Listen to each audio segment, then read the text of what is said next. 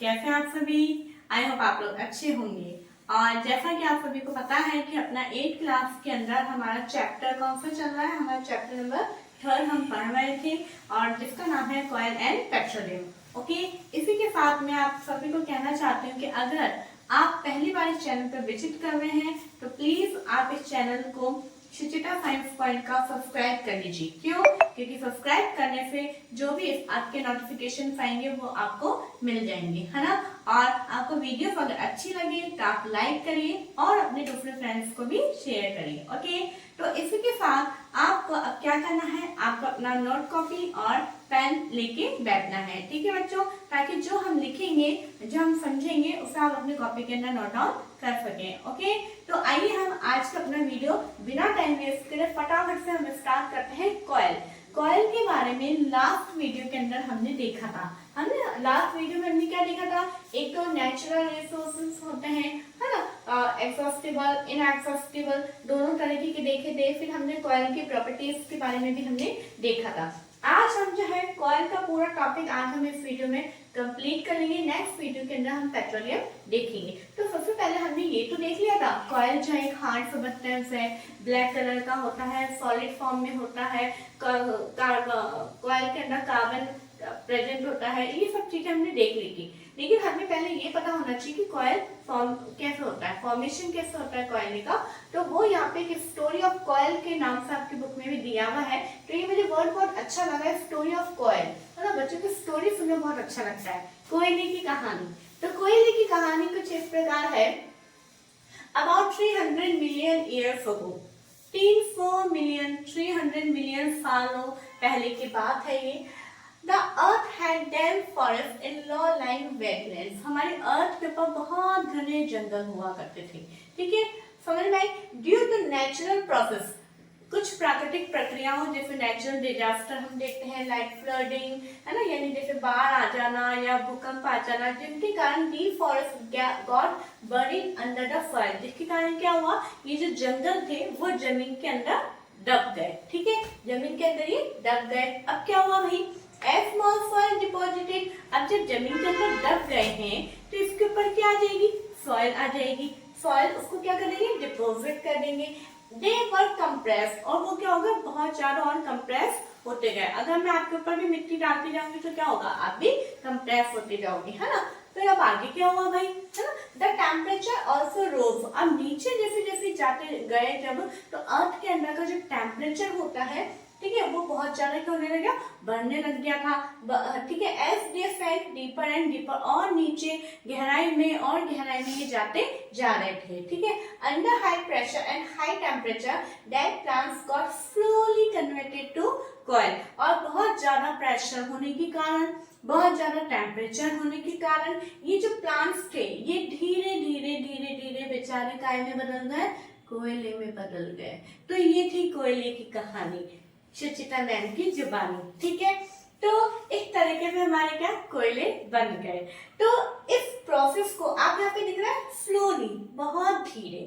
तो ये जो कॉइल है, और ये बनने कब से लगे थे, 300 मिलियन ईयर अगो, है ना। इसीलिए हमने देखा था कि जो कॉइल है वो एक ऐसा रिसोर्सेस है जो अगर खत्म हो जाएगा तो उसको वापस हमें पाने के लिए, वापस हमें उसको लेने के लिए बहुत सालों तक का इंतजार करना पड़ेगा। इसलिए कोयले का जो यूज हम ले रहे हैं वो बहुत हमें सोच समझ के करना है। क्योंकि हमें आगे आने वाली जनरेशन के लिए भी चीजें छोड़ के जानी है। ठीक है बच्चों, अब यहाँ पे एक वर्ड है कार्बोनाइजेशन। तो कार्बोनाइजेशन क्या होता है, the flow process of conversion of dead vegetation into coil is called carbonization. It means क्या, ये जो पूरा प्रोसेस हुआ है ना, कि जो डेड वेजिटेशंस है, ठीक है, जो प्लांट पार्ट्स हैं, उनका कॉइल के अंदर कन्वर्ट हो जाने को के प्रोसेस को हम क्या बोलते हैं, कार्बोनाइजेशन बोलते हैं। ठीक है, तो यहाँ पे मैंने अलग से टर्म लिख के दिए ताकि आपको और भी कार्बोनाइजेशन की डेफिनेशन पूछ ली जाए तो आप आराम से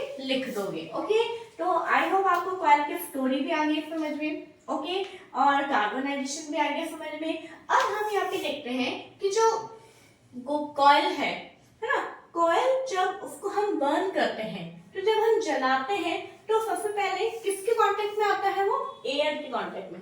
किसके कांटेक्ट में, एयर के कांटेक्ट में, क्योंकि एयर तो हमारे चारों तरफ है ना। जब कॉइल को एयर के साथ मैंने बर्न किया तो क्या बना, कार्बन डाइऑक्साइड गैस। क्या बनी, कार्बन डाइऑक्साइड गैस। अब कॉइल के अंदर क्या प्रेजेंट होता है, कार्बन। कार्बन को किससे डिनोट करते हैं, सी से। मैंने आपको लास्ट वीडियो में कार्बन के आगे सिंबल इसका लिख के बताया था। और एयर में क्या प्रेजेंट है, और एयर में बहुत सारे और भी गैसेस प्रेजेंट है, लेकिन ये एयर में ऑक्सीजन गैस से रिएक्ट करता है और ये क्या बना लेता है, CO2 यानी कार्बन डाइऑक्साइड। ये कार्बन डाइऑक्साइड गैस का फॉर्मूला है। ये चीज आपके बुक में एज अ थ्योरी लिखी थी, लेकिन मैंने इक्वेशन के रूप में भी आपके लिख के दी है। ये आपको अपने कॉपी के अंदर नोट डाउन करनी है, ठीक है। जब आप अपनी कॉपी के अंदर आपके जैसे क्वेश्चन आ जाता है और आप इसको लिखोगे तो आप ये अगर साथ में इक्वेशन भी लिखोगे तो अच्छा लगेगा। और इस इक्वेशन को आप इस तरीके से एक बॉक्स के अंदर आप बंद कर दीजिएगा, ठीक है। तो इससे क्या होता है, हाईलाइट होता है। ऐसे मैथ्स के अंदर कोई भी फॉर्मूलास आप लिखते हैं तो फॉर्मूला लिख के आप इस तरह से बॉक्स के अंदर बंद कर सकते हैं, ठीक है। अब देखिए, क्या केवल कॉइल ही बना, उसके अलावा और कुछ नहीं बना? नहीं, बहुत सारे और भी चीजें बने हैं। तो कॉइल के साथ में कुछ यूजफुल प्रोडक्ट भी बने हैं। फर्स्ट है coke, second is coal tar and third is coal gas. Okay, तो कोक क्या होता है, इट इज टफ, बहुत जटिल होता है, ठीक है। पोरस होता है, यानी उसके अंदर बहुत सारे जो है पोर्स होते हैं। ब्लैक कलर का होता है and pure form of carbon, और कार्बन की प्योर फॉर्म यानी शुद्ध रूप होता है। कौन सा, कोक। अगर आपसे पूछ लिया जाए what is the pure form of carbon, carbon का प्योर फॉर्म क्या है, तो आपका आंसर क्या होगा, कोक। ओके, अब ये भी कुछ ना कुछ तो यूज आएगा। तो ये क्या यूज आता है, used in manufacture of steel, steel के मैन्युफैक्चर में काम में आता है। And extraction of metal, metal के एक्सट्रैक्शन में काम में आता है। ओके, नेक्स्ट है कोल tar, इट इज ब्लैक। अब आप ध्यान में रखिएगा, कोयल जो है ब्लैक कलर में होता है। कोयल के साथ में और भी जितने प्रोडक्ट्स हमारे को यहाँ पे जनरेट हो रहे हैं वो सभी ब्लैक कलर में होते हैं, ठीक है।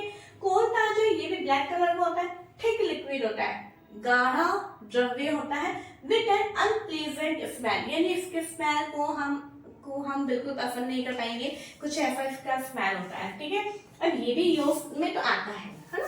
तो used in manufacture of synthetic dies, यानी जो ये सिंथेटिक डाइज बनाने में, ड्रग्स में, एक्सप्लोजिव में, perfume, plastic, paint, photographic materials and roofing materials बनाने के काम में आता है। ओके, अब कोल गैस है, कोल गैस मिलती कैसे, जब कोयल से कोक बन रहा होता है तो साथ में एक गैस निकलती है जिसको बोला जाता है कोल गैस। ओके, ये आपको ये भी मैंने देखिए अगर इक्वेशन रूप में मैंने इसको इस तरह से वर्ड इक्वेशन में लिखा है ना। अब ये काइंडली यूज होता है used in industries near a coal processing plant, यानी जो कोल प्रोसेसिंग प्लांट होता है उसके पास में इंडस्ट्रीज के अंदर भी काम में आता है, ठीक है।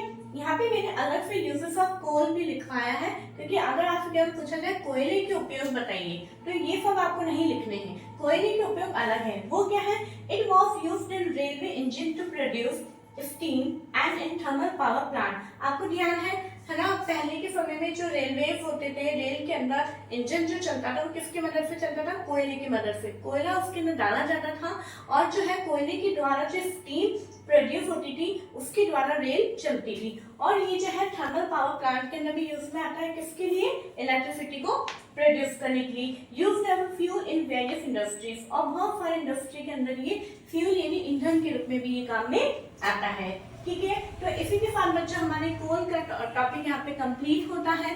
नेक्स्ट वीडियो के अंदर हम पेट्रोलियम देखेंगे। और अगर आपको कोई भी टॉपिक में कुछ भी डाउट होना है तो प्लीज आप कमेंट बॉक्स के अंदर लिख सकते हैं कि मैम हमें ये टॉपिक में डाउट है, आप एक बार वापस एक्सप्लेन करो, तो हम नेक्स्ट वीडियो के अंदर वो ले लेंगे, कोई दिक्कत नहीं होगी। लेकिन अगर आपको इस वीडियो से कोई प्रॉब्लम नहीं आ रही है, 1% भी आपको ऐसा लगा है कि हाँ हमें बहुत इजी लैंग्वेज में अच्छे से समझाया गया है, हमें समझ में आ गया है, तो प्लीज आप मेरी इस मेहनत को आप जो है थोड़ा सा अप्रिशिएट कर सकते हैं। आप कैसे करेंगे उसका तरीका मैं आपको बता रही हूँ।